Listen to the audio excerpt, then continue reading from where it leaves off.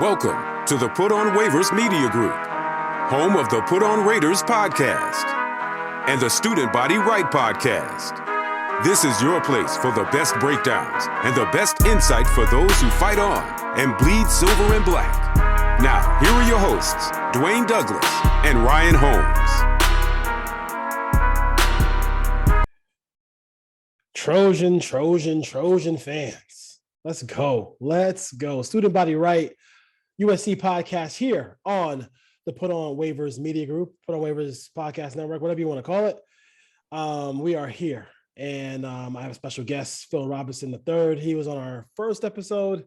I have him come back a little bit now, just kind of talk some USC football and maybe a little NFL. We're going to start with a little NFL talk real quick because I think it's interesting that, with USC and everything we talk about a lot of times is West Coast football, Phil. But Deebo Samuel trying to requesting a trade to leave Niners is kind of interesting. Can you tell everybody? So if folks don't follow you, can you tell them all the different venues that they can see you, hear you, read you? Because it's so many. I lost count. It's so many. Sometimes I lose count for who I'm working for. If in all seriousness, so let's start from the top. As it pertains to USC football, I write for LA Football Network, and I'm writing for covering the USC Trojans. I'm on a podcast with Alfred Rowe called Salute to Troy. I also have done this thing called The Unfiltered Truth. You may or may not have heard about it. We do a lot of quality podcasts and a lot of quality football analysis over there, a little bit of life, a little bit of everything. You never know what you'll get on The Unfiltered Truth. I know I don't. You can catch my Raider writing at the Raider Ramble. Have been down, need to put something on paper for them. It's been a minute. I think the last thing I wrote about was Carr's contract. And so then post-game central is usually how I get into these college soirees. It is also how I will be covering the 2022 NFL draft.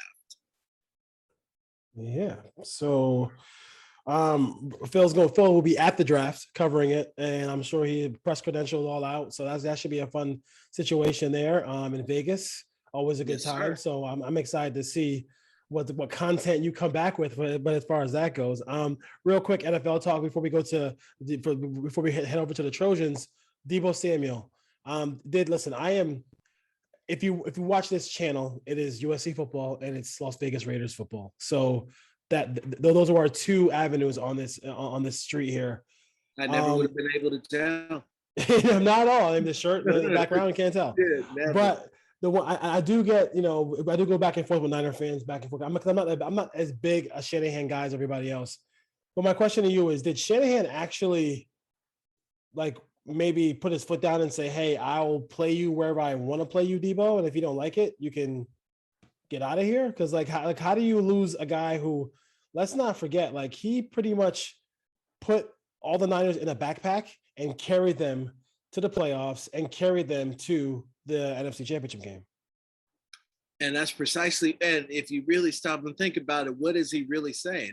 He's not saying that he doesn't want to be a contributor. He's not saying that he doesn't want to be the guy. He's saying that he wants to work a position that's going to ensure his longevity. If you got him taking hits and running end arounds and all that other wild shit that they got him doing because you had no running game outside of him, and honestly, you weren't getting much out of the passing game anyway.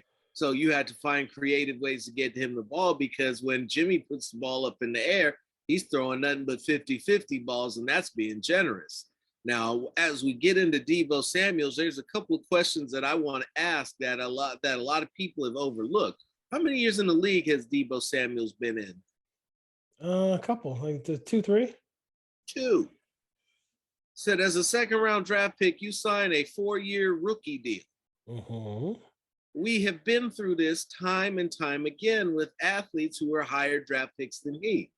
He is not going to get a new contract because he can't. He's still on his rookie deal. Yep.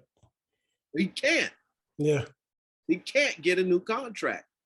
He's got to play at least 2 more years. And if it was his third, going into it, this should be his third year in the league. Yeah.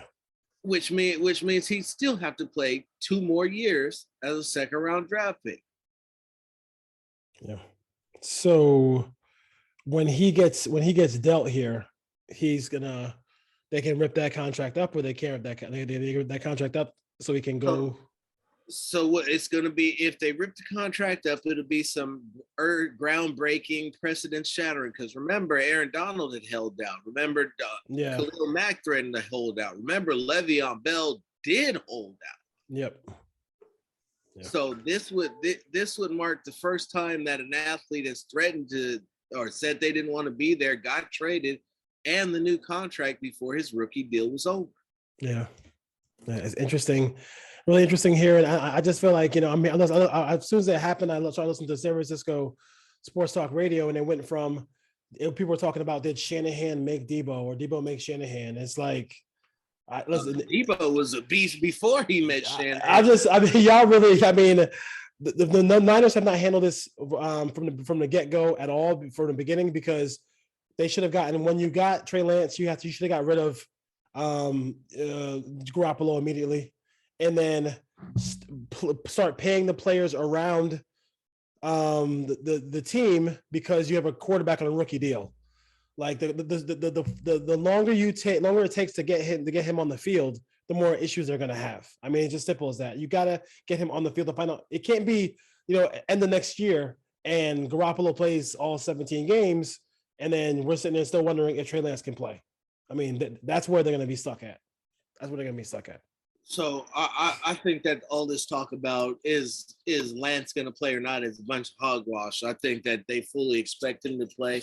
They feel that he's going to go. Honestly, he should have been playing last year. Let's call it what it is. I agree. He should. There was nothing that he was going to learn on the bench, and if it took him that long to pick up Kyle Shanahan's offense, and maybe perhaps Kyle Shanahan should have altered his offense. No, he's a genius. He can't do that. Let's head to USC right now. I get a lot of questions about Mr. Drake London, who you will probably be seeing and at the draft coming up next week out there in Vegas. Player comps, what do you feel like he's going to be as a pro? I just feel like when I watch him, I just love his body control, his wingspan, his catch radius, and the fact that almost like, in a zone defense, you're not going to be able to go through him to get to the ball. If he can high point and they'll do everything you want as far as, being that, that the X receiver. He's a guy who's just a phenomenal talent. Where do you kind of think about his role in a new NFL offense? Just throw him the damn ball. Yeah, you want to talk about an NFL comp? Just throw him the damn ball. Somebody, I forgot who it was. I'm not going to steal it, but somebody had mentioned his player comp is Keyshawn Johnson, and looking at his game, that's not too far off. It's not too far off. It's not. Not at all. If he can be Keyshawn without the diva, we've seen receivers like Michael Pittman get off. We've seen what is his name in Tampa, drawing a brain fart? Oh, Mike Evans. We've seen these bigger receivers, these 6'5" receivers with incredible footwork, be absolute hogs. Keenan Allen. You continue. If you got the footwork, that size, hands, and footwork, it doesn't. You don't have to be fat. You don't have to be blazing fast. No question. The quarterback will hit you as long as you can get to your spot when you're supposed to get to it, and then you have a physical mismatch with the ball in your hands. And it's funny because we were talking about on the phone yesterday, talking about on a Hunter Renfrow, and people talked about his lack of speed, but just like Drake London, I've yet to see somebody catch him from behind. Like, as long as somebody catches you from behind, it's all enough. You're fast enough. It's all good. It's all good. And Keyshawn Johnson had 64 touchdowns in his 10-year career with the Jets, Buccaneers, Cowboys, and Panthers. I forgot that last year with the Panthers. That's gonna sneaks up on you as far as that goes. Caleb Williams, the quarterback, of the USC Trojans. News out of spring football is that he is kind of working on throwing from the pocket, which is, to me, that I think that is about, obviously, it's nice to get the ball out on time, in rhythm. I mean, you want to be able to do that in any offense, but I think it's also like, hey, you know what? Let me just check this off the box. So when these NFL guys, come to scout me, they're not going to tell me. They're not going to tell me or anybody else that, hey, I can't throw the ball from the pocket. I got to be moving all the time. Well, let's stop it. Let's take a minute. And I love Caleb Williams as much as anybody. Don't get me wrong. I'd actually love it. Look forward to. I'll get it. We'll. That's another show. But let's not forget who Caleb Williams is and what Caleb Williams is. Caleb Williams had a freshman year last season in Oklahoma. Mm-hmm. He's in a new place with a new team, and he's only a sophomore. Yeah. Caleb Williams is far from a finished product, and I don't mean to say that he's just checking boxes at this point in his career, but what he is he's developing his skills, and he's intensifying his push to be a professional. See, if you look at what Lincoln Riley has done with his quarterbacks for as long as he has them, it's usually around the second to third year that they have the best impact. Said Caleb Williams obviously can run. He obviously has the arm strength, and he can make busted plays like this and throw on the run. But what you really want to see him do, especially up at USC, now let's be real, you haven't seen too many run and gun quarterbacks coming out of SC. No. What you've seen is guys who are standing in the pocket throwing 40 touchdowns a season. And he can do that. He's got the arm for that. That throw was sick. That throw was sick. Yeah. I mean, he's something else as far as that goes. Yeah, I mean, I told it. Go ahead, continue your point. But you look at him throwing from the pocket. Now, those are some wide open looks. Now, what you will need to see is Lincoln Riley continue to evolve in his play design and his play calling. Now, I did on our podcast with Salute to Troy, we broke down the different types of offense. And hold on, I'm not going to tell you, because then I'd be putting it all out there in the world so anybody could defend SC. But in any case, the offensive design is not particularly complex. It's more of a volume, quick go through your reads kind of deal. You know that your reads are going to be the same no matter what play you run, 1, 2, 3, and 4. It's just going that way. Mm-hmm. So you naturally take it in stride. Bop, bop, bop. If it ain't there, take off. But with what they have now, because you got to look, he's got Mario Williams, who followed him from Oklahoma. Yep. He got Jerry's boy. Yep. Come on now, that's got to count for something. He got Jerry's boy. Now, I guarantee you, if anything, Jerry's boy can run a fucking route. Yes, I bet you that one. He can run a route. The full tree. You're talking about routes. We're talking about routes. Oh man, that's funny. Yeah, I'm excited to see him in this offense. Him coming over and just the way he handles the media. He's kind of wise beyond his years. Like, he's not. This is not too much for Caleb Williams at all. He's going to be able to handle that, no problem. I think offensively they're going to be something that's hard to deal with for the Pac-12, and I think that he's going to be a guy who is going to be able to handle all those things. So offensive line depth is going to be something that we talk about with this team as well. What was the kid's name who went to Oregon? Was it Conley Jr.? What was his name again? Josh Conley Jr. Conley Jr. So everybody jumped. That's how I know things are going good at USC, because the minute that kid said no to SC and went to Oregon, everybody was like, "Oh, see, y'all lost one. Oh, end of the world. Hold my heart." like you Red Fox. But you know what I'm saying? You didn't get that 5-star recruit lineman. Yeah. What are you doing? What are you doing? You guys stink. But no, so I mean, like, to me, for me, I got a little DMs about that too. If he's from that area, he wants to stay closer to home. That's it. I think that what they've been hearing from Spring is that he's very excited about this offensive line, and he said that this offensive line should be solid, if not elite. going into the season. So he's very excited about that. I know on the 23rd, the spring game's coming up. I'm mad I gotta miss it. I am upset I gotta miss it. But because for him, the spring game is gonna actually be a spring game. So back in the past, it was a spring showcase, which is nothing. But there's gonna be live hitting. There's gonna be people going after it. I know, so I think that's something that's really good as well. Get the physicality up. I mean, I know you're risking a little bit of injury here, no question about it, but you gotta let these guys know this sport is a physical game. You can't just sit there and run drills at the spring game and think that you're gonna beat big time teams, Phil. The SEC teams, and I don't care what they say, Banner's not hitting bags. Okay. Oh yes, they're not out there hitting bags. Now you might see something when the camera's rolling, but I guarantee you, as soon as the cameras stop rolling and the media's gone, they out there cracking helmets. Exactly. You can only practice football one way. Yes. And they're trying, and what you see is everybody trying to make it some other way. But your good teams practice football one way. Your teams that win practice football one way. Mm-hmm. So you can't take it easy all week and then expect to turn up the physicality button. That's something that you just got to keep grinding on. Yeah, no question about that. I do like the fact that people will get to see some real, USC offense against some real USC defense. I'm sure some people who have nicked up injuries will be sitting out the spring game. So that'll be obviously that's more just common sense. I think the Monty Jackson's going to be sitting out that game. I think some other people will be sitting out the games. So it just makes sense for him to sit out as well as they go forward, getting ready for the season.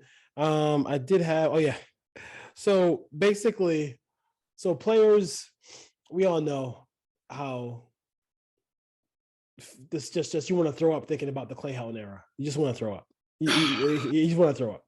But USC football. Yes, seriously. The dark days of USC football, as far as that goes. But I do think it's interesting how players, they're not spending a lot of time talking about the past. They're not spending a lot of time talking about what happened there. But they throw little jabs here and there. So question real quick. Yeah, go ahead. When was the last time you heard about Rich Bisaccia? I heard nothing about Rich Bisaccia. I hear nothing. That's actually that's a good point. They they moved on, but nobody talked trash about him. Let's talk. Listen, I was covering Cal, and I got a special spot in my heart from Cal. I'm from the NorCal. I'm in the Bay Area. I watched some great teams from Cal come within inches of beating SC. Yeah. But under Clay Helton, SC lost to Cal, and not one of the good teams from Cal, an all right team from Cal. Jason Kidd playing in that game or something? That's terrible. There was no beast mode. There was no Deshaun Jackson. Yeah. Aaron Rodgers was not under center. It was not. No. It's bad. They didn't have Konashek.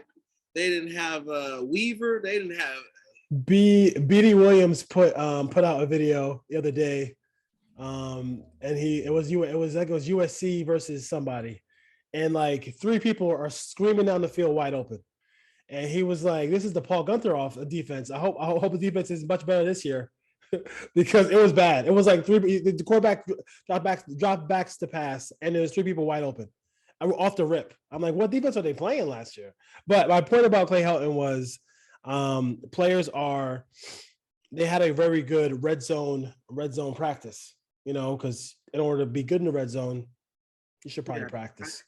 You should probably practice. So a couple of the USC players said, it's good that we actually practice red zone now. Like how could you be a head coach and not practice red zone? Like your whole point is to score.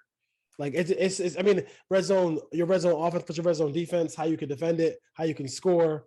Like, you if the team you're playing is blitz heavy, maybe you set some blitzes to get ready for them. If they're a big cover 3 team, you could put that in there. You got to do some. You cannot Like, I mean, it just shows you how bad it was with Clay. And thank the Lord that Lincoln came over. That's horrible. It certainly explains a lot. It When you does. go back and you watch the film and armed with that knowledge, suddenly things become much sharper in the perspective. I could spin that a number of different ways, but we'll stay focused on this particular program. Yes, exactly. Uh, Exactly. that to me is unheard of. If you're not practicing how to finish And a score drives, or stop scores. what are you doing? What are you doing? What are you doing? Oh, I'm like, I would argue that it's less. I would rather practice from 20 yards in or 20 yards out than all the way on the other side of the field. Oh yeah, me too. Red zone all day and all night. Red zone all day and all night. If somebody's getting behind you in the red zone, guess what? It was over for you anyway. Yeah, exactly. Some other news and notes. Miller Moss is obviously he's not the starting quarterback, but he has improved dramatically and he's playing very well. So if there was a moment where you like to hear that from the backup quarterback position, because if anything happens to Caleb Williams for maybe a game or a quarter or a half, he can come in and still run the offense. He's not going to come in and just hand the football off all day to Travis Dye and Austin Jones and just say, hey, I can't do anything else because I'm too scared. Unlike like John Gruden, who talked about Peterman, and when Peterman comes in the game, he hand the ball off every time. I think that was by play call. I didn't think that Peterman was too afraid. In fact, from what I saw from Peterman, I felt like he could have at least gotten a shot to see in some instances where the games had gotten out of control. Yeah, so give him the ball. I say give him the ball. Yeah.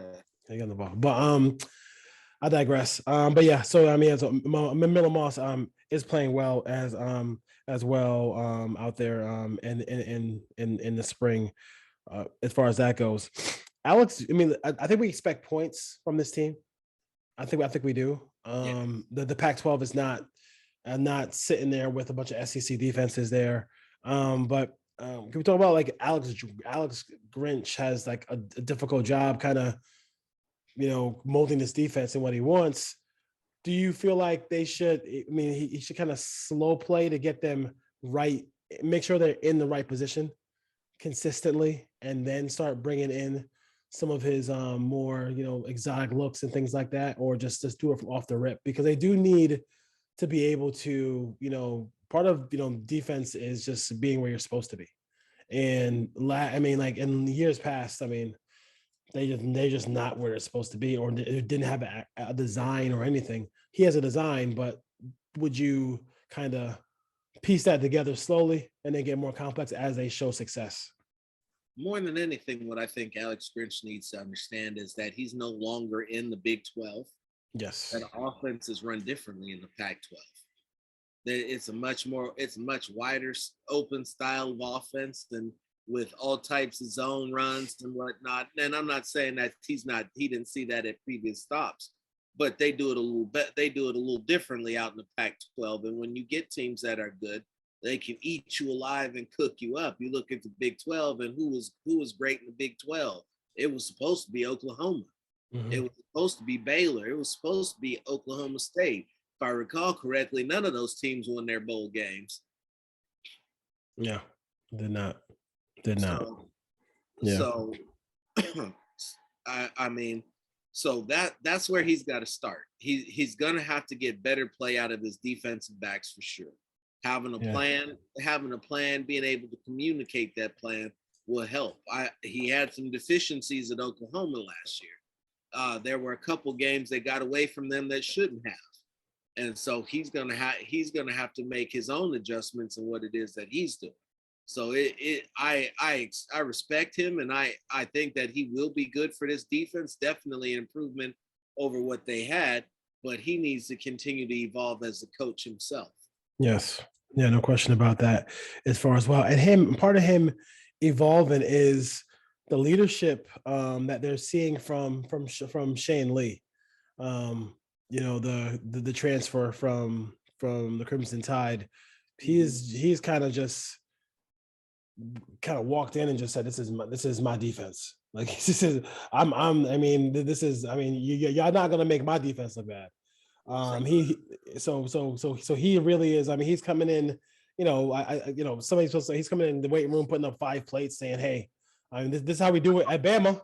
So you know what I mean. So if y'all wanna win, so y'all wanna win natties, y'all gotta come correct. So I like to see the leadership out here with Shane Lee. Because he's really trying to kind of help mold this defense into something that we haven't seen in a long time.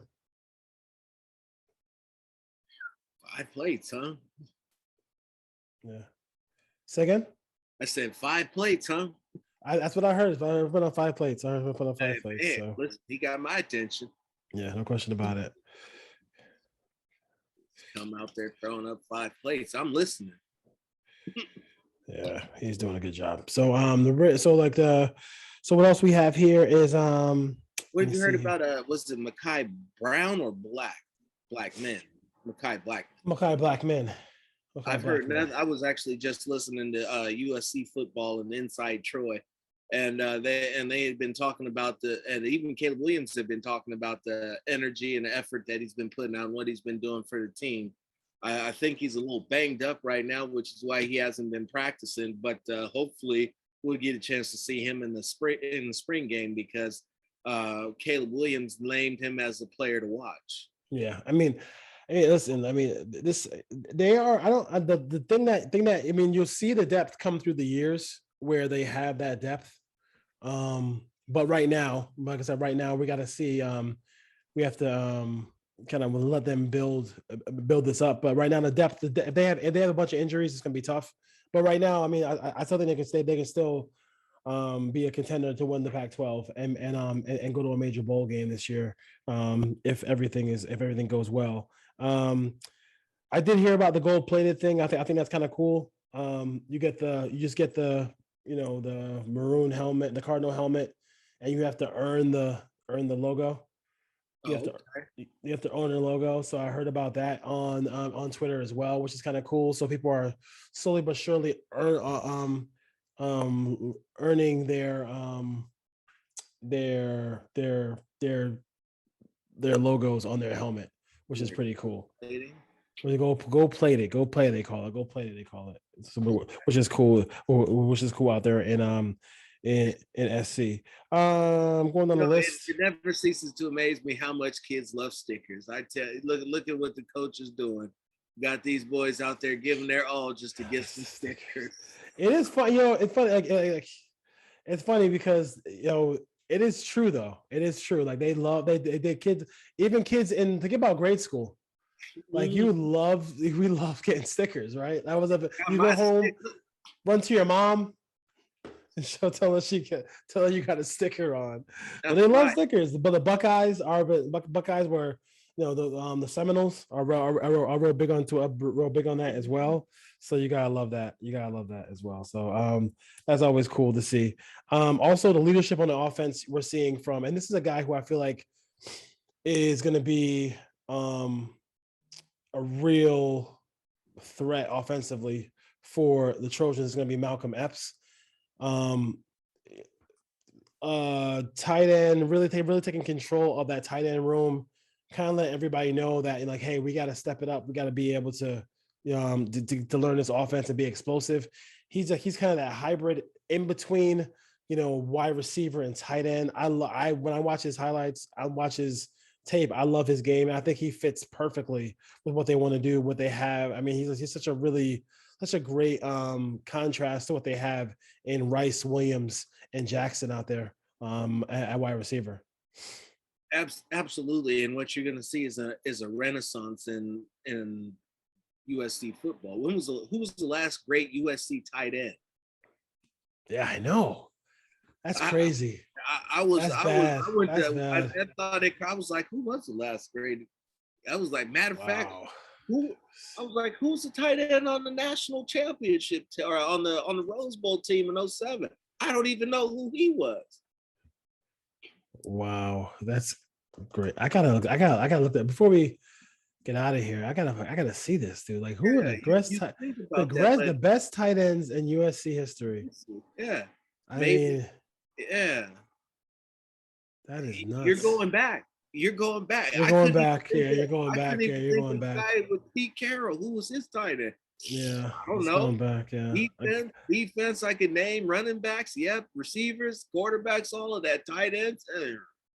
Yeah, and it's crazy because they really command. I mean, when you start owning, and this is where the Patriots, and you'll see that with with the Raiders going in the season with Waller and Foster Moreau, or if they draft a tight end as well too.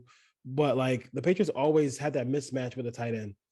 From day one, they had a mismatch with a tight end, and I think him having a mismatch with a tight end is just going to open up everything else. Once you own the middle of the field, you can do everything else you want on the outside. So, and they already have a great slot guy in Williams anyway. So, but like, it's gonna be fun to watch him play. I think people really want to be part of the beginning. They want to be part of the beginning of something great. And I think it's pretty obvious that everybody's excited about it. The fans are excited about it, but the players are going crazy for what's going on at SC right now. So it should be fun as far as that goes. So I have you on right now. Did you want to say anything about the Carr extension before we head off? I'm good with it.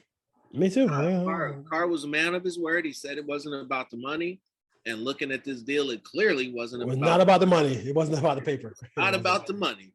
He got what he wanted in a no trade clause, which I did not think that the team was going to give him. But when you look at the terms of the money that they threw out, I think that they gave it to him. They gave it to him to throw him a bone.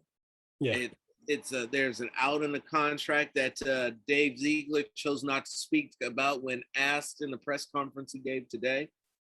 But Carr's here for conceivably the 3 years that Devontae Adams will be. Yeah, exactly. And so this kid, he'll have the opportunity to finish his career with his best friend as a Raider.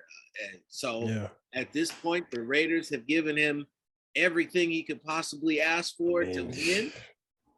And he's gotten paid. He's gotten the number one receiver. He's got his best friend. He got his best friend. He got Darren Waller. He got 3 running backs. I mean, seriously.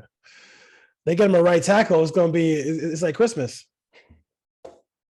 I mean, you can't have the 2000 Ravens defense and the 2001 Rams offense on the same team. Yeah, it's not gonna work. It's not gonna work. The salary, even the Rams couldn't put that in their salary cap. Even the Rams. I'm telling you, nor could the Saints. I know, it's true. Cool. I mean, it should be a fun season for both the Raiders and the Trojans coming up. I definitely appreciate you coming on, Phil. You have achieved some success, and I wish you all the success in the world coming up forward. Have fun at the draft, man. Take a lot of pictures, dude. Tell Drake we said hi. Tell Drake London we said hi. Definitely. Because he's going in the first round. I don't know where he's going, but he's going in the first round. Yeah. All right. Trojan fans, see you next time. Student Body Right, USC Podcast. Fight on.